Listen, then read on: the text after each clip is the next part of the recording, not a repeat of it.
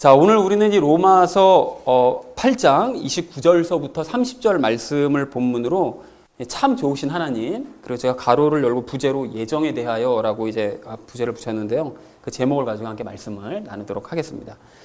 우리는 지난주에 성령님께서 우리의 영이 혼자 신음하도록 그냥 내버려 두지 않으시고 함께 신음하면서 이제 중보하신다라는 말씀을 함께 나눴습니다. 그러면서 지난주 본문에 그 유명했던 그 두 구절, 그 무엇이었죠? 성령님께서는 말로 할 수 없는 신음으로 우리와 함께 우리를 위해서 이제 중보하신다라는 이 말씀과 모든 것을 합력하여 선을 이루어 가신다라는 이 사실 이 두 유명한 구절이 사실은 우리가 이제 기존에 알고 있었던 그런 의미가 이제 아니다라는 사실을 우리가 발견을 하고요. 사실은 그것이 성령님께서 우리의 혼을 위해서 중보기도 해주시는 것이다 라는 그런 바른 의미를 새롭게 이제 발견을 했습니다. 그래서 이런 사실을 발견한 우리가 우리 세 가지 이야기를 함께 나눴었거든요. 그래서 첫 번째 우리 먼저 나눴던 이야기가 무엇이었을까요?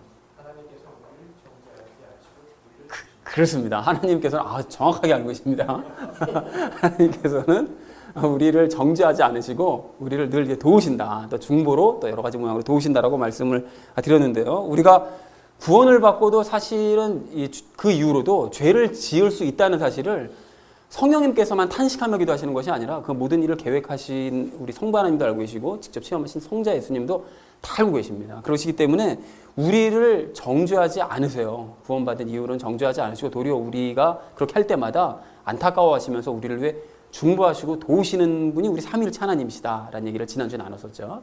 그러면서 예를 들었었던 것이 밀밭 사건이었는데 그 밀밭 사건을 말씀을 드리면서 예수님께서 하셨던 그 중요한 선포, 나와 함께 있는 한 혹시 죄를 짓더라도 그것은 더 이상 죄가 아니다 라고 말씀을 하셨으므로 예수님께서 우리 안에 거하시는 것이 분명히 맞다면 우리도 혹시 죄를 짓더라도 그것은 죄가 아니다. 하나님께서는 죄로 인정하지 않으신다라는 사실을 우리가 분명하게 기억하자라고 첫 번째로 이야기를 나눴습니다. 자, 그런가 하면 두 번째로 나눴던 이야기는 무엇이었을까요? 그렇습니다. 본문에 대한 오해와 성령님에 대한 오해를 우리가 버리자라고 말씀을 드렸는데요. 그러니까 아까 전에도 잠깐 말씀드렸지만 지난주 그 본문의 그 두 유명한 그 구절을 이제 오해한 그런 사람들이 성령님을 그저 그냥 자기의 소망을 이루어 주신 어떤 분으로 또는 뭐 신비한 기적이나 어떤 행하시는 그런 분으로 오해하는 경우가 참 많은데 성령님께서는 그렇게 오해하는 바로 그런 사람들. 그래서 오해해서 자기의 소망만을 위해서 열심히 기도하는 그런 안타까운 사람들을 위해서 이제 신음하시면서 중보기도 하시는, 그리고 예수님을 닮아갈 수 있도록 중보해 주시는 분이시다. 그런 분이심을 우리가 알자라는 것을 두 번째로 함께 이야기를 나눴습니다. 자, 그런가 하면 마지막 세 번째로 나눴던 이야기는 무엇이었습니까? 성령님께서 하시는 두 가지. 그렇습니다. 성령님께서 하시는 그 두 가지 일을 우리가 확인을 하자라고 그랬는데요. 성령님께서 하시는 그 큰 두 가지 일은 그 말씀 사역과 그 교제, 그 두 가지 사역입니다. 그래서 말씀 사역은 성령님께서 직접 책을 만드셨기 때문에 그 만드신 그 저자 직강, 그것을 이제 우리에게 바로 가르쳐 주시는, 바로 알려주시는 그 역할을 하시는 거고요. 그래서 우리가 베드로후서 1장 20절, 21절 말씀을 예를 들면서 그 말씀을 나눴었고요. 그리고 혼과 육신의 구원을 이루어 가시되 최전방에서 그 모든 일들을 이루어 가시는 분이 우리 성령님이시다라는 걸 확인을 했습니다. 그래서 사랑하는 우리 나눔 있는 교회 성도님들 모두는 삼위일체 하나님께서 우리에게 어떤 뜻과 목적을 가지고 계신지를 여러분 분명하게 아시기 바랍니다. 여러분, 그리고 하나님과 함께 그 뜻을 이루어 가실 때 믿음을 기뻐하시는 하나님의 뜻에 따라서 오직 믿으심으로써 그래서 혼과 육신의 구원을 계속해서 이루어 가시는 저와 여러분 되어지시기를 다시 한번 주님의 이름으로 간절히 축원을 드립니다. 지난주 본문 말씀과 연결시켜서 이제 오늘 본문에서 무엇을 말씀하고자 하시는가를 먼저 알아보고 그 다음에 본문 말씀을 이제 본격적으로 알아보도록 하겠습니다. 자, 그래서 지난주에 우리가 이런 말씀을 나눴었는데요. 성령님께서는 우리의 영이 혼자 신음하도록 그냥 내버려 두지 않으시고 우리의 혼과 육신이 자기 멋대로 행동할 때 우리의 영이 신음하는데 그렇게 신음하도록 내버려 두지 않으시고 함께 신음하면서 중보해 주시는 분이 우리 성령님이시다라는 말씀을 나눴었고요. 그리고 구원받은 사람은 모든 것이 합력하여 몸의 구원, 즉 혼과 육신의 구원을 이루어 간다라고 말씀을 드렸습니다. 그런데 여기서 이 모든 것이 합력한다는 것은 뭐 하나님께서 우리를 도우시고 중보하시고 또 뭐 뜻을 가지고 계시고 그리고 또 세상에 있는 그런 그 동물들도 그 하나님의 아들들이 나타나기 간절히 바라는 그런 모든 바람들을 한꺼번에 합력해 모으셔서 우리의 몸의 구원을 계속해서 하나님의 자녀로서의 그런 역할을 할 수 있도록 인도해 가신다라는 그런 의미라고 했습니다. 그런데 오늘 이것과 연결지어서 이제 오늘 하시고자 하시는 말씀은 무엇인가 하면 그런데 이 모든 일들을 태초부터 계획하시고 지금도 이루어가시는 분은 성부 하나님께서 이걸 하해 나가신다라는 것을 말씀하는 것이 오늘 본문 말씀의 내용입니다. 그래서 오늘 본문 말씀이 어떤 뜻인지를 좀 더 이제 자세하게 알아볼 텐데요. 이 앞에 있는 말씀을 먼저 보시면서 우리 함께 한 목소리로 읽어보도록 하겠습니다. 시작. 그분께서는 자신이 미리 아신 자들을 또한 예정하사 자신의 아들의 형상과 같은 모습이 되게 하셨나니 이것은 그분이 많은 형제들 가운데서 처음 난 자가 되게 하려 하심이니라. 말씀이 좀 긴데요. 그래서 좀 복잡해 보이지만 사실은 분석해보면 그렇게 복잡하지 않습니다. 그런데 이 말씀을 먼저 나누기 전에 우리가 아들의 형상과 같은 이 모습, 우리가 방금도 찬송가에서 그분의 형상을 보며라고 말씀을 드렸는데 아들의 형상과 같은 모습이 도대체 무슨 뜻인가를 먼저 좀 아실 필요가 있습니다. 이게 무슨 뜻인가 하면 예수님과 똑같은 형상을 얘기하는 거예요. 예수님과 완전히 모든 면에서 똑같은 것. 그래서 좀 정확하게 말씀드리자면 영과 혼과 육신이 완전히 구원을 받은 상태. 그러니까 우리가 이 땅에서는 예수님을 닮더라도 완전히 닮지 못하는 부분이 있거든요. 뭐죠?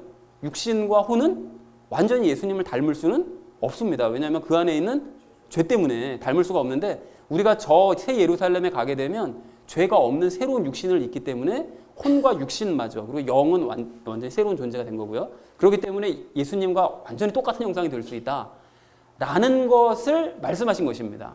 자, 그렇기 때문에 그것을 아신다면 이 부분을 우리가 좀 다시 한번 재해석을 하실 필요가 있는데요.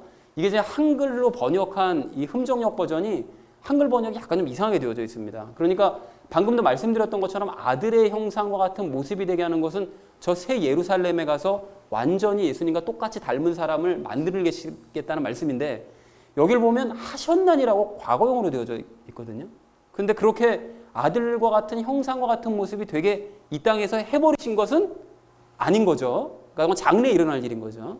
그래서 원래는 아들의 형상과 같은 모습이 되게 하실 것을 예정하셨다라는 의미입니다. 그래서 다른 성경 번역본들도 다 그렇게 해석을 해놨고 그렇게 번역을 해놨고 영어도 그렇고 원문도 그렇고 다 그런데 이상하게 여기 지금 흠정역에 이렇게 번역이 되어져 있더라고요. 그래서 이것을 좀 더 이제 번역을 바로 잡으면 이렇게 됩니다. 자신의 아들의 형상과 같은 모습이 장차 되도록 예정을 예전에 이미 해놓으셨다. 태초부터 예정을 해놓으셨다라는 의미라는 것을 확인하셨으면 좋겠습니다.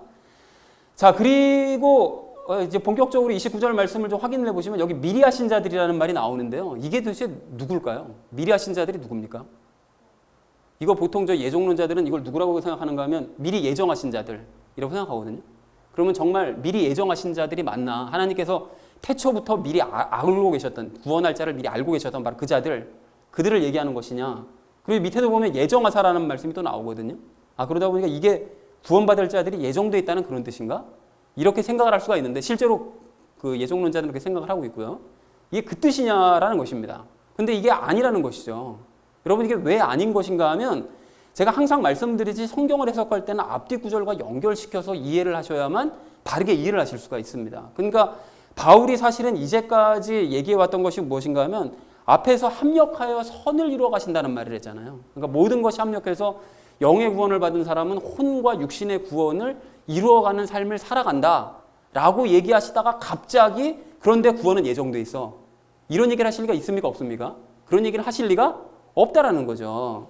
근데 여기서 예수님을 닮아가는 삶이야, 선이. 그래서 바울이 뜬금없이 예정에 대해서 말씀을 하셨을 리가 없다라는 거예요. 그러니까 이것은 예정에 대한 이야기가, 예정론에 대한 이야기가 아니라는 것입니다. 자, 그래서 다시 한번 우리가 확인하자면 미리 하신 자들을 그럼 누구냐? 누굴까요? 이게 미리 하신 자들이 바로 우리는 알고 있습니다. 성령님과 연합한 자들인 거예요. 그러니까 영이 믿음으로 말미암아 성령님과 연합하면 그래서 우리 안에 계시면 그러면 하나님께서는 당연히 그렇게 영과 연합한 자들을 아시죠. 당연히 알고 계시잖아요. 그러니까 그걸 미리 아신 자들이라고 말씀하신 거죠. 그러니까 혼의 구원, 육신의 구원을 완전히 이루어지기 전에 이 땅에서 미리 알고 계신 자들, 영의 구원을 받아서 알고 계신 자들, 잘 알고 있는 바로 그 자들을 예정을 하셨는데 예정하셨다라는 이 뜻도 방금 아까 전에 처음에 설명드렸던 것처럼 장차 당신의 아들과 같은 형상이 만들도록 그걸 예정을 하셨다라는 그런 의미라는 것이죠. 그러니까 예수님과 똑같은 모습이 되도록 예정을 하셨다라는 의미라는 것입니다. 그러니까 새 예루살렘에 가면 영의 구원을 받은 자들이 예수님과 똑같은 형상이 되게끔 아예 예정을 해 두셨다라는 거예요. 이 땅에서는 예수님을 똑같이 닮을 수 없지만 새 예루살렘에 가면 완전히 똑같은 형상이 될 수 있도록 미리 예정을 해두시고 하실 것이다 라는 것을 말씀하고 있더라는 것입니다. 여러분 이해들이 되시고 계시는 거죠. 자, 그래서 다시 한번 말씀을 드리자면 구원받을 사람을 예정해 두셨다는 그런 의미가 아니라 믿음으로 영의 구원을 일단 받은 그런 사람들, 성령님과 하나 된 사람들을 장차 예수님과 꼭 닮은 형상으로 만들기로 예정을 해 두셨다라는 거예요. 그러니까 우리가 새 예루살렘에 가면 자동적으로 예수님과 같은 형상이 된다라는 것을 의미한다라는 것입니다. 자, 그리고 여기서 이 그분이라고 되어 있는데 여기서 그분이라는 것은 당연히 예수님을 말씀하시는 것이고요. 그리고 많은 형제들은 누굴까요?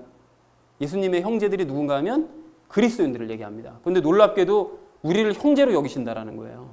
그러니까 예수님이 하나님의 아들이시고 우리도 하나님의 자녀니까 예수님이 우리를 형제로 여기신다는 거예요. 이게 얼마나 말도 못할 감격입니까? 사실은 그럴 만한 존재가 아닌데 그렇게 여겨주신다는 거죠. 그래서 많은 형제들 가운데서 처음 난 자가 되게 하신다고 그러는데 처음 난 자가 된다는 것은 예수님과 꼭 닮은 존재들 중에 최초가 되게 하시려고 하신다. 그러니까 예수님이 최초고 그 이후로 우리도 새 예루살렘에 가게 되면 예수님과 같은 형상, 같은 형제로서 살게 된다라고 말씀을 하시더라는 거죠. 그리고 이것도 최초라는 말이 왜 23절을 보시면 성령님으로 인한 첫 열매 기억나시죠? 그 첫 열매가 최초로 된 열매시라는 것이죠. 자, 그래서 전체 의미, 29절 말씀을 전체 의미를 다시 한번 우리가 정리를 해보자면 이렇게 될 수가 있는데요.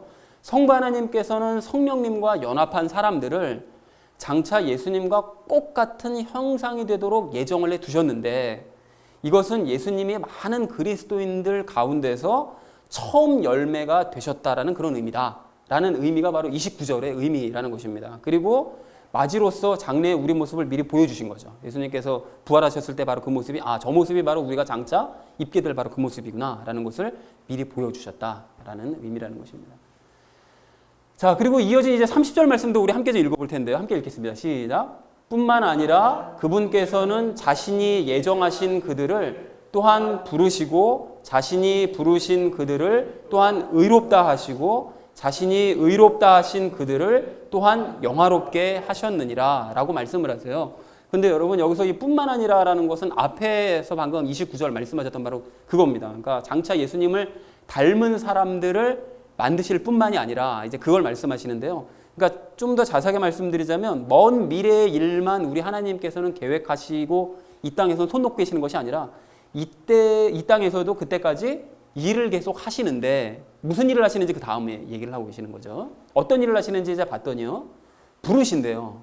그러니까 예정하신 장차 예수님의 형상과 똑같은 닮은 사람들을 예정하신 그들을 부르시는데 어디로 부르시는가 하면 교회나 어떤 모임이나 이런 곳으로 이제 당신의 자녀들을 이제 불러 모으시는 거죠. 불러 모으셔서 의롭다 하신대요. 그러니까 영이 성령님과 하나 되어 있기 때문에 의롭다고 말씀을 하시는 거죠. 그리고 또한 영이 뭐 때문에 신음한다고 그랬었죠? 우리의 혼과 육신이 자기 멋대로 행동하면 우리 안에 있는 영이 힘들어하면서 신음하는데 그럴 때마다 구원 못 받은 건가? 막 괴로워하면서 낙담하고 있을 때 우리 하나님께서는 아니야, 너 의인이야, 의롭다고 격려해 주신다라는 그런 의미라는 거죠. 그러니까 절대 낙심하지 말고 이 일은 내가 이루어갈 거니까 너는 열심히 기도만 해. 그럼 내가 이루어갈게라고 우리를 늘 의인이다 격려해 주시고 또 영화롭게 하신다고 말씀하시는데요. 이 영화롭다라는 이 의미는 사전의 의미를 찾아보니까 하나님의 영광을 주다라는 그런 의미를 가지고 있더라고요. 그래서 이것을 다시 한번 좀 쉬운 우리가 알 수 있는 말로 표현을 해보자면 예수님을 닮은 영광스러운 모습을 드러내게 하신다라는 그런 의미입니다. 그러니까 결국 예수님을 닮게 하신다라는 그런 의미라는 거예요. 그러니까 하나님의 영광, 성령님을 주셔서 그래서 예수님을 닮은 그런 모습을 드러내도록 만들어 가신다라는 그런 의미라는 것입니다. 자, 그래서 밑에 설명되어 있죠. 혼과 육신이 아직 미약하지만 그 와중에도 예수님을 닮은 모습을 드러내게 만들어 가신다라는 그런 의미라는 것입니다. 자, 그리고 여기 보시면 이제 하셨느니라라고 여기도 이제 과거형으로 되어져 있는데요. 여러분 이것을 아까 전에 그 29절 말씀과 좀 구별을 하셔야 되는데 아까 전에 29절 말씀은 예수님과 똑 닮은 그런 형상을 만드시는 것은 새 예루살렘에 가서 만드실 것이기 때문에 그것이 과거형으로 쓰이면 안 되지만 이것은 이 땅에서 이루실 일이기 때문에 이 땅에서는 영화롭게 하시기도 하십니다. 그게 무슨 소린가 하면 스데반 집사나 제가 잠시 후에 이거 얘기를 말씀드릴 텐데요. 스데반 집사나 12사도들이나 바울 등이 영화롭게 된 선례들이라는 거예요. 그 사람들이 예수님을 뭐 완벽하게 닮지는 않았지만 그래도 예수님과 정말 가깝게 닮은 그런 사람들이 되도록 만드셨다는 것이죠. 영화롭게 만드셨다는 것이죠. 그리고 또 우리도 영화롭게 된 부분이 있는데 부족하지만요. 어떤 것이냐면 과거의 우리와 비교를 해보면 과거의 나와 현재의 나를 비교해보면 굉장히 많이 영화로워졌습니다. 그렇죠. 그래서 예전에는 정말 끔찍한 삶을 살았었지만 지금은 굉장히 많이 변화된 삶을 살고 있다라는 것, 영화롭게 되었다라는 것을 확인하실 수가 있겠습니다. 자, 그래서 30절 말씀을 전체 의미를 우리 좀 보시자면 이렇습니다. 하나님께서는 장래에 장차 새 예루살렘에서 예수님의 형상으로 우리를 만드시기 전에 이 땅에서도 예정한 우리들을 이제 불러 모으시는데 불러 모으셔서 우리를 의롭다고 격려해 주시고 늘 격려하시면서 용기를 주시고 또한 우리가 예수님의 영광을 드러내도록 만들어 가신다. 그러니까 예수님의 영광을 과거에 비교해 보면 이미 영광을 드러낸 그런 삶을 살도록 만드셨고 또한 장차도 계속 드러내도록 만들어 가신다라는 것이 30절 말씀의 의미라는 것입니다. 자, 그래서 이 지난주와 연결해서 본문을 다시 한번 좀 총정리를 할 수가 있는데요. 이렇게 정리해 볼 수가 있습니다. 믿는 자들은 신음하는 중에도, 그러니까 영이 성령님과 하나 된 자들은 혼과 육신의 그런 그 제멋대로 활동하는 것 때문에 신음하지만 그런 중에도 모든 것이 합력해서 예수님을 닮아가도록 우리가 인도함을 받고 있죠. 그것이 28절 말씀, 지난주 말씀이었는데요. 그런데 여기 희망적인 말씀이 있다는 거예요. 무슨 희망적인 말씀이 있는가 하면 성부 하나님께서는 장차 우리를 예수님과 꼭 닮은 사람으로 만들려고 예정해 두셨다는 거예요. 우리가 이 땅에서 내가 지금 살아가는 이런 모습을 보니 예수님을 닮기는커녕 이게 구원받았는지조차도 이게 의심스럽다 정도로 막 낙심할 때가 있는데 걱정하지 말아라. 너희가 장래의 새 예루살렘에 가면 정말 예수님과 꼭 닮은 형상이 되게끔 되어져 있어 라고 성부 하나님께서 예정을 해두셨다는 거예요. 그렇게 하시고 또한 이 땅에서 예정한 우리를 부르셔서 의롭다고 격려하시고 낙심하지 말아라. 너 의인이다. 격려하시고 또 예수님을 닮도록 만드셨고 과거에 비해서 만드셨고 앞으로도 계속해서 우리를 그렇게 만들어 가실 것이다 라는 것이 오늘 본문 말씀 내용이라는 것입니다. 그러니까 결론이 뭐죠? 그러니까 힘을 내자. 용기를 잃지 말고 힘을 내자 라는 것이 오늘 본문에서 말씀하고자 하시는 내용이라는 것입니다. 그래서 요 29절 말씀은 이제 장차 있을 미래에 있을 일을 말씀하신 거고요. 30절 말씀은 현재 이제 우리가 이제 겪고 있는 그런 말씀을 하고 계시는 것이다라는 것을 확인하실 수가 있겠습니다. 자, 그래서 이렇게 본문 말씀을 이제 나누셨다면 이제 오늘 말씀을 이제 적용하면서 말씀을 나누셔야 되는데 그 적용을 할 때 첫 번째로 나누려고 하는 이야기가 예정론에 대한 이야기거든요. 아까 예정에 대한 이야기가 나와서 예정론에 대한 이야기를 잠시 나누려고 하는데 그것을 제가 말로 하기보다 앞에 화면을 먼저 보시면서 오늘은 좀 예정론에 대해서는 화면을 보시면서 말씀을 나누도록 하겠습니다. 자, 여러분 오늘 29절 말씀을 이 예정론에 대해서 설명한 말씀으로 이해하는 사람들이 꽤 많습니다. 왜냐하면 예정이라는 단어가 나오니까 이거 봐라 예정론에 대해서 말씀하고 계시지 않냐 이제 이렇게 단순하게 이해하는 사람들이 굉장히 많거든요. 근데 예정론이 무엇인가 하면 구원받을 사람과 지옥 갈 사람이 미리 정해져 있다는 이론이에요.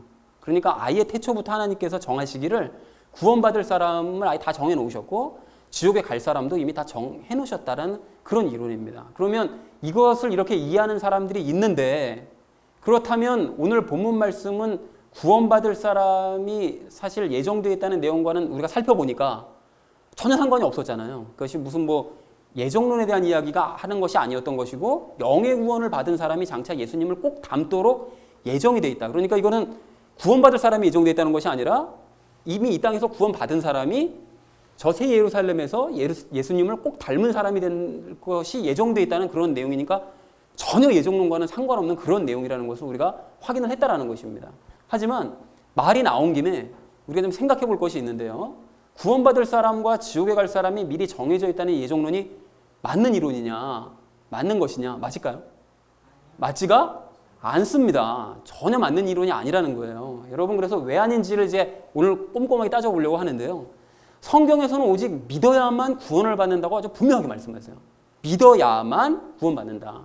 예정되어 있기 때문에 구원받는 게 아니라 믿어야만 구원받는다라고 분명하게 말씀하신다라는 것이죠. 그래서 성경 곳곳에서 믿는 자들이 구원받는 모습을 보여주신 거예요. 그래서 특히 사도행전 말씀을 보시면 거기서 고넬료 가족이나 이런 사람들도 베드로가 가서 설교하니까 그 복음의 말씀을 듣고 믿고 그 다음에 성령 임재를 받잖아요. 그러니까 그런 모습들을 일부러 보여주시는 것이고 그리고 로마서에서 여러 가지 말씀들을 통해서 확증을 해주신다는 거죠. 오직 믿어야만 구원받을 수 있지 다른 어떤 조건은 필요치 않다. 라고 분명하게 말씀을 하시더라는 것입니다. 자, 그래서 가령 로마서 1장 16절 말씀을 보시면 이렇게 되어 있는데요.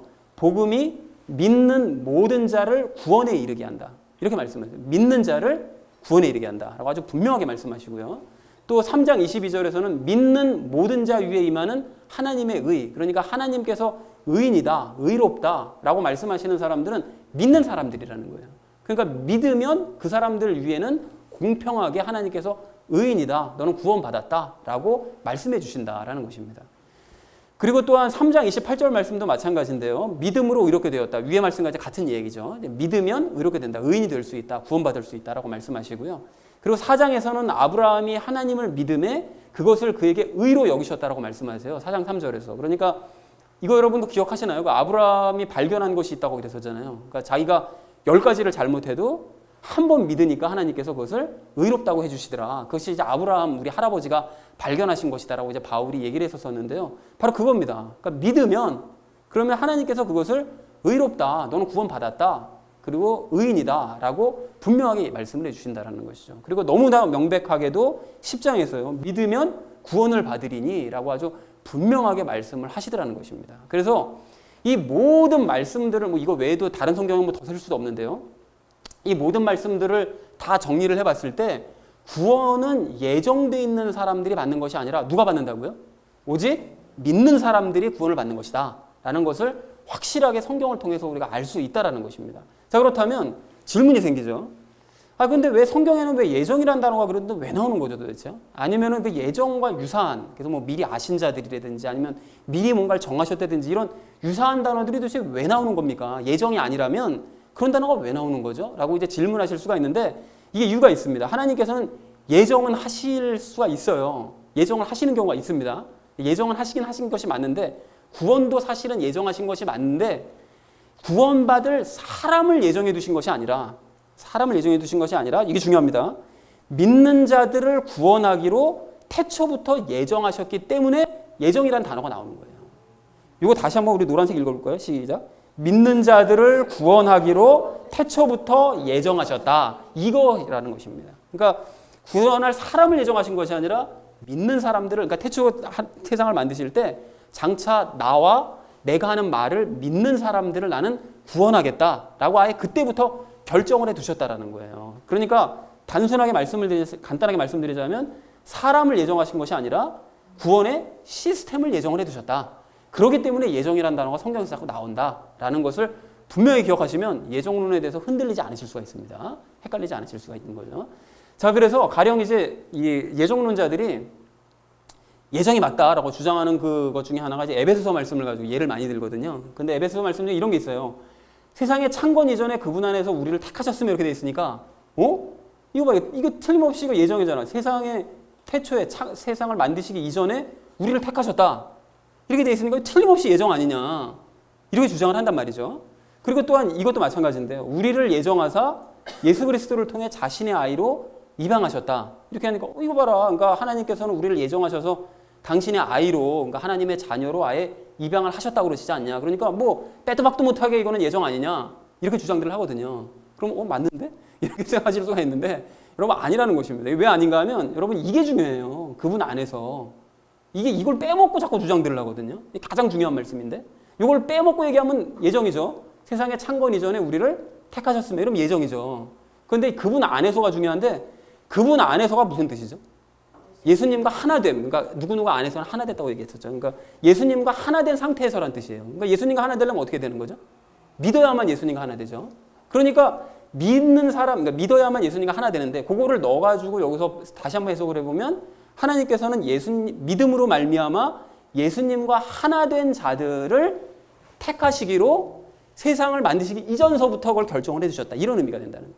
그러니까 이거를 빼버리면, 그분 안에서를 빼버리면 빼도 박도 못하게 예정론인데 저걸 넣어서 믿어야서 예수님과 하나 된 사람들을 택하시기로 창건 이전에, 세상의 창건 이전에 예정해 두셨다라는 그런 의미가 된다는 것입니다. 그러니까 저 중요한 단어를 빼먹으면 전혀 엉뚱한 의미가 된다는 것이죠. 저 밑에도 마찬가지인데요. 예수 그리스도를 통해라는 것은 요거를 빼먹고 얘기해요. 그러니까 우리를 예정하사 하나님의 자녀로 입양하셨다. 이렇게 하면 안 되죠. 저 중요한 단어를 빼먹었는데 예수 그리스도를 통해라는 것은 당연히 예수님과 하나됨을 통해, 예수님과 하나 되는 것도 마찬가지로 다시 한번 믿음으로 말미암아 예수님과 하나 되니까, 그러니까 하나님께서는 예수님과 하나 된 자들을 당신의 자녀로 입양하기로 예정을 해두셨다라는 그런 의미라는 것입니다. 그러니까 요것을 의미를 알고 모르고가, 이게 무슨 뜻인지를 알고 모르고가 성경을 어떤 방향으로 이끌어가는지를 전혀 엉뚱하게 이끌어갈 수 있다는 사실을 우리가 확실하게 깨달을 수가 있다는 것이죠. 그래서 예정론은 말이 안 된다. 이것이 바로 하나님께서 태초부터 구원의 시스템을 예정해 두셨다는 결정적인 증거다, 거꾸로라고 우리가 얘기할 수 있다는 것입니다. 이해들이 되셨죠, 여러분? 네. 자, 그래서 갈라디아서를 비롯한 다른 성경 말씀에도 그래서 계속해서 사실은 성경을 보시면 믿음을 강조하시는 것이고요. 그리고 로마서에서도 1장서부터 무려 5장까지 계속해서 믿음만 계속해서 강조하고 계신다라는 사실을 우리가 알 수 있습니다. 그리고 믿음을 강조하시고 난 다음에 6장서부터 7장까지 뭐 강조하셨죠? 믿음의 정반대인 죄 가지고 얘기하셨잖아요. 그죠? 그러니까 믿음과 대비해서 죄를 6장, 7장에서 그렇게 또 강조하셨다는 것이죠. 그러니까 성경이 다 이 시스템에 맞게 믿음만 주목할 수 있도록 다 쓰여졌다는 것을 확인할 수가 있다는 것이죠. 자, 그리고 가령 구원받을 사람이 예정되어 있다는 말이 만약 맞다면, 만에 하나 것이 맞다라고 주장을 한다면 사실은 믿음은 필요 없죠. 그리고 예수님도 굳이 죽으실 필요가 없습니다. 그렇잖아요. 믿지 않아도, 예수님이 죽지 않으셔도 예정된 사람은 어차피 구원을 받을 것인데 그럼 뭐 하려 믿냐는 거예요. 뭐 하려 예수님 왜 돌아가시죠? 왜 굳이 이 땅에 오셔가지고 사람 몸 입으시고 그냥 온갖 고생하시다가 그냥 십자가, 아무 의미가 없다라는 거죠. 예정돼 있으면 이러실 필요가 없었는데 왜 그렇게 하셨겠느냐는 거예요. 그러니까 예정은 아니라는 것입니다. 그래서 그렇다면 성경에도 그리고 또한 믿음으로 말미암아 구원받는다가 아니라 예정으로 말미암아 구원받는다고 분명히 어느 한 곳에 기록이 되어져 있을 텐데 그런 기록은 단 한 차례도 없습니다. 아까 전에 에베소서 말씀이 이게 예정론에 대한 이게 강력한 구절 아니냐라고 주장하지만 우리가 살펴봤듯이 이건 예정론에 대한 주장이 아닌 거죠. 단어 빼고 지네 멋대로 해석한 것입니다. 자, 그래서 구원은 이미 정해져 있다고 주장한 이 또 다른 사람들이 이제 성경에 사실은 기록되어져 있는데요. 그들이 누굴까요? 지금 예정론을 주장하는 사람들 말고 아주 오래전서부터 자신들은 구원이 예정되어 있다라고 주장한 사람들이 있었거든요. 누구죠? 바로 유대인들입니다. 유대인들이 자기들은 아브라함의 후손이기 때문에 날 때부터 아예 우리는 구원을 받는다. 우리는 구원이 정해져 있어. 라고 생각했던 사람들이 유대인들이었어요. 그러니까 구원이 정해져 있다고 생각하니까 예수님을 믿을까요? 안 믿을까요? 안 믿죠. 예수님 믿는 것이 소용이 없는 거예요. 왜냐하면 우리는 아브라함의 후손이니까 어차피 구원받는데 내가 너를 왜 믿냐? 이렇게 된 거죠. 근데 그랬기 때문에 망한 거예요. 그들이. 그러니까 정해져 있다고 생각했기 때문에 믿지 않고 그러니까 망한 것입니다. 자, 그래서 우리는 믿어야만 한다라는 사실을 확실하게 마음 가운데 정리를 하셨으면 좋겠습니다. 자, 그리고 또 하나가 이제 이렇게 믿어야만 한다고 이제 주장을 하면, 그러니까 우리 믿어야 돼 이렇게 주장하면 예정론자들이 또 뭘 얘기하는가 하면, 야, 그렇게 너가 믿어보려고 하는 것 자체가 네 공로야. 믿어보려고 네가 의지를 갖고 막 이러는 게 그것이 바로 네가 그냥 하나님 앞에서 천박한 죄인이 그 공로를 내가 가지고 내 구원에 대해서 내가 공로가 있다고 이렇게 주장하는 거라고. 그러니까 넌 믿음을 가질 수가 없어. 하나님께서 믿음 주셔야지 믿음 가질 수 있지. 네가 무슨 믿음을 가져? 이렇게 주장하거든요.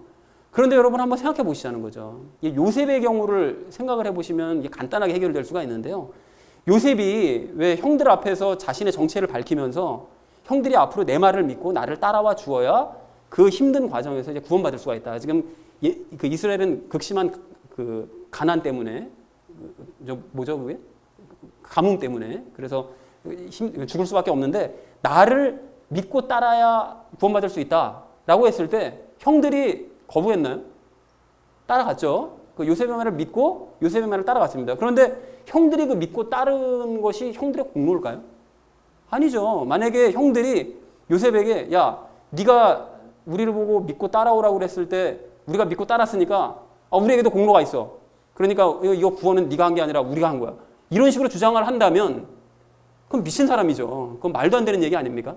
똑같은 얘기라는 것입니다. 그렇기 때문에 요셉의 말을 자연스럽게 그냥 받아들인 것일 뿐인 것이지 거기에는 공로라는 것은 있을 수가 없다라는 거예요. 상식적으로 생각하면. 그렇기 때문에 믿는 것은 공로가 아니라는 것입니다. 그러니까 이것을 막 믿는 것이 네 공로다, 우리 같은 죄인들은 믿음을 가질 수조차 없다. 너무 오버하는 것이고요. 믿는 것은 전혀 공로가 아니라는 거예요. 그냥 주신 것을 받아들인 행위일 뿐인 것이지 그것이 무슨 내 공로를 가지고 어떻게 한 것이 아니라는 것입니다. 자, 그래서 예정론을 건드리면 신앙의 모든 것이 다 무너질 것이라고 생각하는 사람들이 꽤 많아요. 왜냐하면 칼빈이 그 주장한 그 예정론을 가지고 달달달달 공부한 사람들이 성도들에게도 달달달달 가르치기 때문에 이것이 무너지면 신앙의 모든 것들이 다 깨져버릴 것이기 때문에 신앙이 엉망진창이 될 거라고 생각하는 사람들이 참 많은데, 그러나 우리는 오직 믿음과 또 믿음으로 말미암은 이 연합으로 말미암은 이 구원의 교리만 굳게 붙드는 우리 모두가 되기를 간절한 마음으로 소망합니다. 여러분, 그리고 또한 이것을 알게 하신, 또 그리고 믿게 하시고 진정으로 구원받게 하신 우리 하나님께 모든 영광 돌리면서 감사하는 저와 여러분 되어지시기를 주님의 이름으로 간절히 축원드립니다.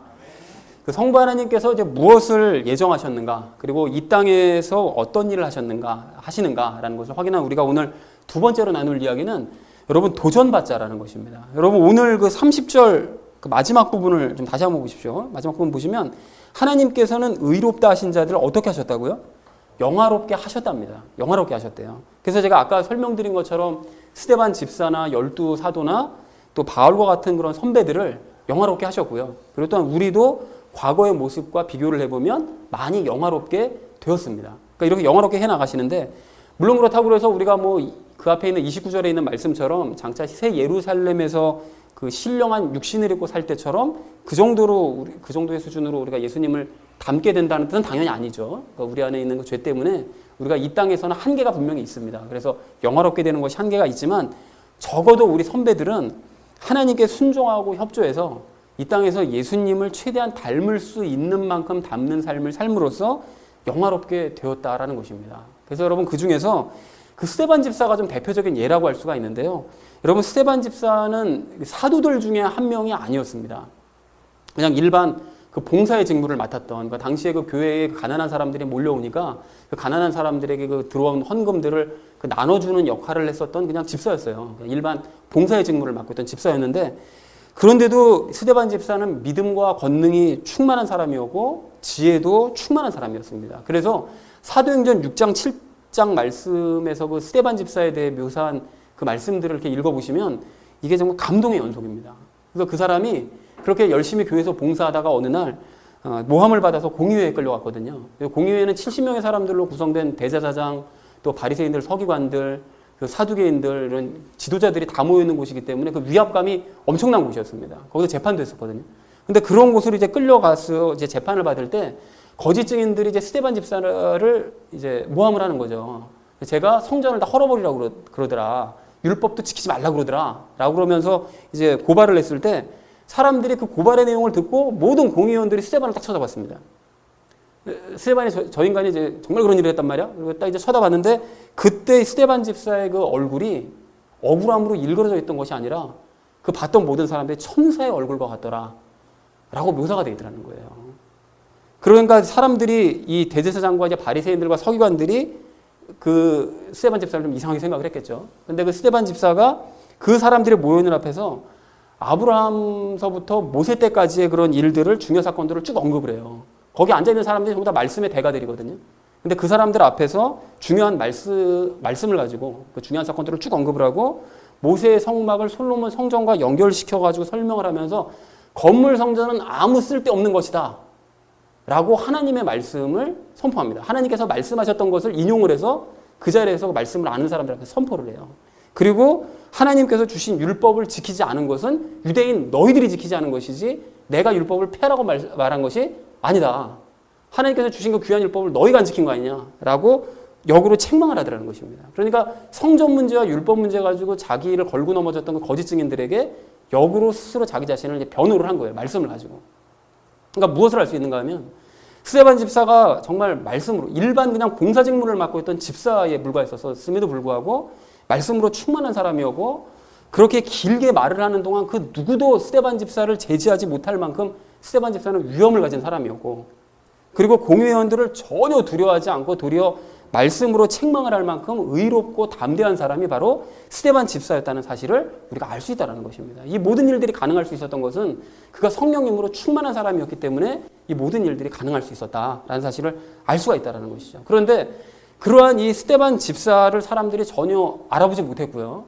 그래서 결국은 이 바른 말을 했다라는 그 이유만으로 분노해서 자기네들을 열받게 했다는 그 이유만으로 논리적으로 다 맞는 말인데요.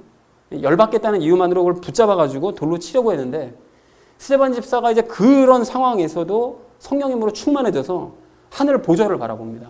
하늘이 열린 것을 보고 하늘의 보좌, 하나님께서 앉아 계신 것을 보고 그 오른편에 성자 예수님께서 자리에 일어서신 것을 내가 보고 있다 라고 선포를 해요. 그러니까 예수님께서도 앉아 계시겠지만 스데반 집사가 그렇게 되는 것이 너무 안타까우니까 자리에서 벌떡 일어나셨겠죠. 그거를 자기가 보고 있노라 라고 사람들이 선포하니까 유대인들이 듣기가 싫은 거예요. 그러니까 귀를 막 전부 다 틀어막고서는 달려가서 스데반 집사를 돌로 던져서 죽입니다. 근데 스데반 집사가 돌에 맞아서 숨지기 직전에 마지막 했던 얘기가 또 너무 감동스럽잖아요. 예수님께서 하셨던 말씀을 그대로 합니다. 이 모든 죄를 저들에게 돌리지 마옵소서 하시고는 돌아가세요.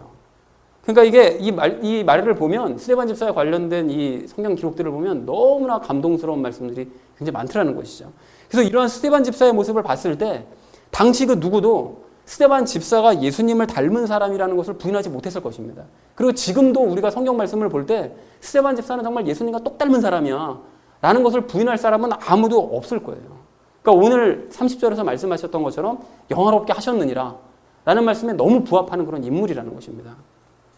그리고 스데반 집사 외에도 베드로를 비롯한 12사도들도 과거에는 정말로 우리가 복음서에서 보는 것처럼 모자라고 정말 형편없던 그런 사람들이었었잖아요. 예수님을 이용해서 출세만 꿈꾸던 그런 들이었었는데 근데 그 사람들이 성령님 세례를 받은 이후에 180도 완전히 달라져서 완전히 새로운 사람이 되었고 예수님을 닮은 사람이 되었다라는 것을 우리가 너무나 잘 알고 있다는 것이죠. 그리고 바울도 했던 짓을 보면 사실은 공부만 열심히 한 사람이었을 뿐 사실은 하는 짓은 완전히 깡패나 다름없었어요. 그랬던 사람이 성령님 세례를 받고 난 이후에는 완전히 변화가 되어서 예수님 닮은 영화로운 사람이 되었다는 사실을 우리가 또한 너무나 잘 알고 있다는 것입니다. 자, 그렇다면 정말로 부담스러운 말이긴 하지만 우리도 이런 선배들의 삶을 따라가야만 합니다. 스데반 집사나 12사도나 또 바울처럼 변화의 열매들이 삶 가운데 나타나고 영화롭게 되어 가야만 마땅하다라는 것이죠. 오늘 방 지사님이 아까 전에 기도해 주셨던 것처럼 그런 일반 삶 중에도 힘든 와중에도 그것이 내가 억지로 노력하려고 하셔도 되는 것이 아니라 저절로 그런 마음이 먹어지는 것이 너무 감사하다라고 그렇게 말씀을 하셨는데 그런 변화의 모습들이 우리 삶 가운데 실제로 나타나고 있고 또 이렇게 앞으로 점점 더 많이 나타나야 될 것을 우리가 그렇게 되어져야만 마땅하다라는 것이죠. 그래서 물론 그런 선배들이 뭐 결점이 하나도 없을 정도로 이렇게 뭐 완전히 영화로운 삶을 살았느냐 뭐 그런 뜻은 아닙니다. 뭐 스데반 집사에 대해서는 기록이 없으니까 우리가 잘 모르겠지만 뭐 베드로나 바울 같은 사람들도 사실은 성령님 세례를 받은 이후로도 그 사람들이 좀 이렇게 부족한 그런 모습들이 성경에 보면 기록되어져 있거든요. 그러니까 완벽하게 뭐 닮을 수는 없겠지만 그런 모든 결점들을 덮어버릴 정도로 그 사람들이 예수님의 형상 닮아가기를 정말 간절한 마음으로 사모를 했고 그래서 그 결과 그 사람들이 이 땅에서 최대한 예수님을 닮은 삶을 그 영화로운 삶을 이루어내고 저 천국으로 가더라는 것입니다. 그러니까 우리도 선배들처럼 성령님 세례를 받은 것이 맞다면 우리도 그들과 같이 되어야 될 줄로 믿습니다. 아니 될 수 있습니다. 여러분 오늘 30절 말씀처럼 참 좋으신 성부 하나님께서 우리를 부르셔서 우리가 잘못을 하더라도 수시로 우리를 의롭다고 격려를 해주시고 그리고 영화롭게 만들기 위해서 지금도 힘쓰고 계신다는 사실을 우리가 늘 기억한다면 그리고 지난주 말씀처럼 성령님께서 우리를 그냥 버려두지 않으시고 우리의 영과 함께 신음하면서 성부 하나님께 정말 간절한 마음으로 중보하신다는 사실을 우리가 잊지 않는다면 그래서 우리가 용기를 잃지 않고 계속 믿으면서 하나님께 맡기는 순종의 이런 삶을 연습을 멈추지 않는다면 우리도 선배들만큼까지는 아니라 할지라도 그들의 뒤를 뒤따라가게 될 수 있을 줄로 이렇게 믿습니다. 그래서 사랑하는 우리 나눔 믿는 교회 성도님들 모두는 성경을 보시면서 수시로 신앙의 선배들에게 도전받으시기 바랍니다. 여러분 그리고 성령님과 함께 연약한 몸을 위해서 신음하며 기도하시되 참 좋으신 우리 성부 하나님께서 뒷배를 봐주신다는 이 사실을 여러분 결코 잊지 않으심으로써 스데반 집사처럼 말씀 충만, 성령님 충만, 용기 충만, 사랑 충만하시고 천사와 같은 얼굴로 영화로운 삶을 살게 되어지시기를 주님의 이름으로 간절히 축원을 드립니다.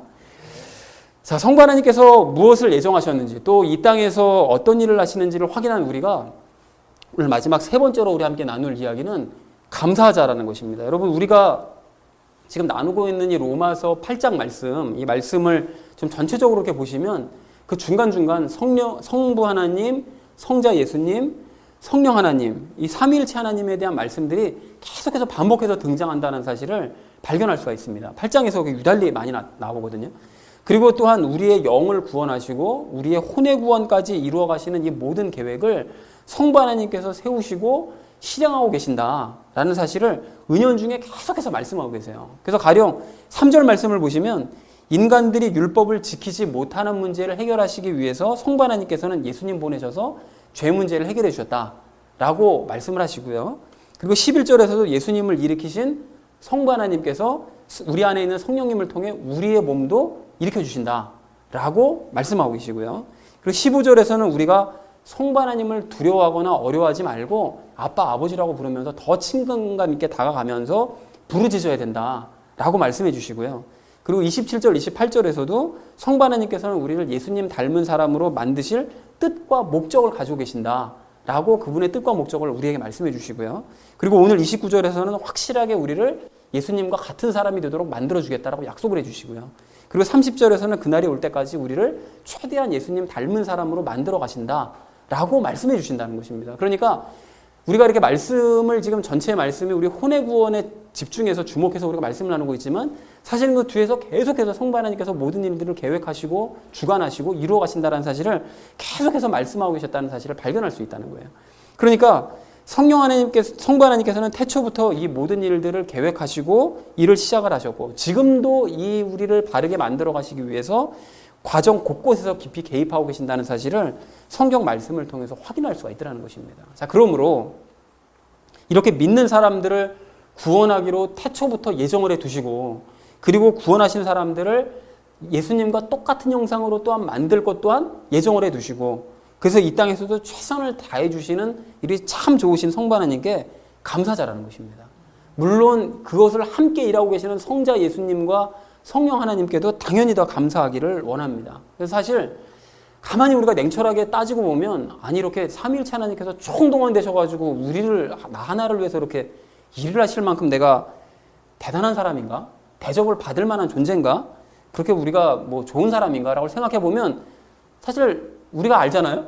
전혀 아니거든요. 그럴 만한 사람이 우리가 아닙니다. 근데 그럼에도 불구하고 이렇게 조건 없이 우리를 구원해 주시고 구원 이후의 삶까지 책임을 져주시려고 생각하는 것을 생각해 보면 정말 우리 하나님께 감사하지 않을 수가 없더라는 것이죠. 그러나 그럼에도 불구하고 이렇게 감사한 일을 해주심에도 불구하고 마땅히 받아야 될 권리가 있는 양 하나님께 대접받는 것을 당연시하기도 하고 또 나를 스데반 집사처럼 만들려고 그렇게 애쓰시는 하나님의 수고를 싹 무시해버리고서는 여전히 세상 삶에만 신경 쓰는 그런 철없는 모습으로 성령님을 신음하게 만드는 우리인데 그럼에도 불구하고 그러한 우리를 스데반 집사처럼 만들기를 포기하지 않으시고 여전히 영화롭게 만들어 가려고 하시고 심지어는 오늘 29절 말씀처럼 우리를 예수님의 형제라고까지 불러주시는 정말 그럴 자격이 전혀 없는 우리인데 그렇게 불러주시는 참 좋으신 하나님께 우리는 1000번 만번 감사해야 될 줄로 믿습니다. 사랑하는 우리 나눔 있는 교회 성도님들 모두는 이러한 하나님의 수고로 말미암아 그래도 예전보다는 많이 영화로워진 정말 과거에 비하면 정말 영화로워졌잖아요 우리가. 그 영화로워진 우리 스스로의 모습을 보면서 하나님께 영광 돌리시기 바랍니다. 선배들의 모습과 비교해 보면 아직까지 갈 길이 한참 멀지만 그럼에도 불구하고 이렇게 부족한 나를 영화롭게 만들어 가신다는 증거를 보여주심에 우리가 감사하자라는 것입니다. 그리고 앞으로도 나를 포기하지 않으시고 계속해서 영화롭게 만들어 가실 하나님을 기대하시면서 무한 감사하시는 저와 여러분 되어지시기를 주님의 이름으로 간절히 축원을 드립니다. 자, 오늘도 이제 마지막으로 한 가지 이야기만 더 하고 이제 말씀을 마치려고 하는데요. 여러분, 사실 지난 4장에서도 제가 예정론에 대한 말씀을 잠깐 드렸었습니다. 말씀을 드렸는데 언급을 했었는데 오늘 본문 말씀을 이 예정론에 대한 확실한 증거라고 생각하는 사람들이 많기 때문에 오늘 좀 더 예정론에 대해서 자세하게 이제 알아보는 시간을 이제 가졌죠. 자, 그러나 칼빈으로부터 시작된 이 예정론이요. 근데 좀 더 사실 정확하게 말씀드리면 여러분 어거스틴이라고 들어보셨죠? 성 어거스틴이 300년대 사람, 서기 300년대 사람인데 사실은 그 사람도 예정론을 주장했었거든요. 그 뜻을 받아들인 것이 이제 칼빈입니다. 확장시켜서 이론으로 만든 게 이제 칼빈인데 그때까지 잡으면 칼빈까지 하면 수백 년, 또 어거스틴까지 하면 천몇 병이면 그 시간 동안 계속 이어진 이 이론을 그것을 아주 진리라고 아주 철석같이 그 진리라고 믿고 따르는 수많은 무리들이 이 땅에 있거든요. 근데 그러한 무리들이 이름도 없는 저 같은 이 시골 목사가 예정론은 아니야, 이렇게 주장하는 것에 귀나 기울일까요? 택도 없는 소리죠. 그 사람들이 듣기에는 어설픈 너 따위가 성경 박사이니 칼빈이 만든 이론을 감히 맞다 틀리다 네가 네 판단을 하고 주장을 하냐? 뭐 이런 식으로 콧방귀나 낄 것입니다. 자, 그러나 그런 사람들이 반드시 알아야 될 것이 있는데요. 바울도 정말 자기의 그 선조들이 고심 끝에 몇백 년 동안 걸쳐서 만들어낸 이 장로들의 유전이요. 그 장로들의 유전이 하루아침에 만들어진 게 아니거든요. 수없이 많은 랍비들이 머리를 싸매고 고심하고 고심해서 만들어낸 이론서가 이게 탈무드고 또한 장로들의 유전입니다. 그러니까 이 바울이 자기 선조들이 고심 끝에 만들어낸 그 장로들의 유전이 아주 흔들림 없는 확고한 가르침이요, 진리라고 바울도 믿고 있었어요. 틀림없는 진리다, 이거는. 성경 말씀과 대등한, 심지어는 성경 말씀과 더 위에 둘 수 있는 그런 이론이다라고 믿고 있었거든요. 유대인들이 당시에 그랬던 것처럼요. 그래서 예수님을 믿는 것들을 다 잡아 죽인다 할지라도 자신이나 장로들의 유전은 결코 틀리지 않았다라고 생각을 했다라는 것입니다. 그리고 스데반 집사를 죽일 때도 그래서 바울은 전혀 양심의 가책을 느끼지 않았어요. 장로들의 유전이나 어기는 저런 것들은 죽어 마땅해, 이렇게 생각하고 죽는 걸 당연하게 생각했다는 것이죠. 그런데 그랬던 바울이 고린도후서 4장 6절의 그 고백이요, 우리가 큐티에서도 나눴었지만 하나님께서 비추신 바로 그 빛, 단순히 그 바울이 그 다메섹 도상에서 받았던 그 빛 말고요, 그것이 아닌 태초부터 만들어진 바로 그 빛, 그리고 태초부터 감추어 두셨던 그 비밀의 빛이요. 그래서 뭐라고 고백하는가 봤더니 예수 그리스도의 얼굴에 있는 하나님의 영광을 아는 바로 그 빛, 그것이 무슨 의미라고 그랬죠? 연합의 의미라고 그랬죠. 예수 그리스도가 영광을 비출 수 있는 것은 육신임에도 불구하고, 육신을 가지고 있었음에도 불구하고 영광을 비추실 수 있었던 것은 그 안에 성부 하나님께서 계셨던, 성부 하나님 사람이 성부 하나님과 연합할 수 있다, 이 사실을 깨닫고 나서야 바울이 완전히 변해버렸습니다, 사람이. 그러니까 이제까지 사람과 하나님은 절대로 함께할 수 없다라고 생각했었던 이 바울이 연합할 수 있다라는 이 진리를 깨닫고 나서야 자신이 철저하게 신봉했었던 이 장로들의 유전이 그저 사람이 만들어낸 이론서에 불과할 뿐이라는 사실을 그제서야 확실하게 깨닫게 되더라는 거예요. 그리고 또한 선민은 율법을 열심히 노력하면서 지켜내야 된다, 율법은 노력해서 지켜내야 된다라는, 그래야 구원을 더 확실하게 받을 수 있다는 이런 것들도 완전히 틀린 말이다라는 사실을 바울이 깨닫더라는 것입니다. 그리고 유대인만이 선택되었고 유대인만이 구원받을 수 있고 유대인만이 구원이 완전히 예정된 사람들이다 라고 하는 이론도 철저하게 틀리다는 사실을 바울이 깨닫더라는 것입니다. 그러니까 성령님 세례받고 삼위일체 하나님과 연합했다는 이 사실을 깨닫고 나서야 오직 믿음으로만 구원받을 수 있는 것이로구나 라는 이 단순한 사실을 아주 철저하게 깨달았으므로 모든 서신서에서 강조하는 것이 믿음만 강조하더라는 것이죠.